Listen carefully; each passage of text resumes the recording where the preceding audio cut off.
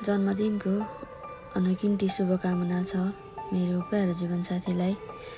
सँगै बसेर यसरी नै बर्थडे सेलिब्रेसन गर्न मन त थियो, समय परिस्थितिले हामीलाई तादा बनायो।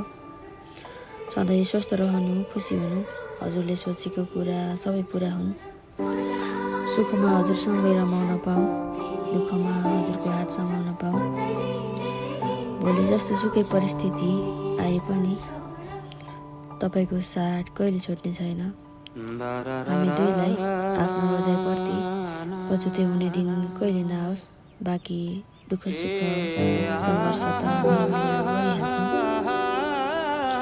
यो साथ सपोर्ट सधैँभरि पाइरहनु। मेरो माया तपाईँलाई कहिले कमी हुन दिने छैन। मेरो मायाको कदर गरिदिनु।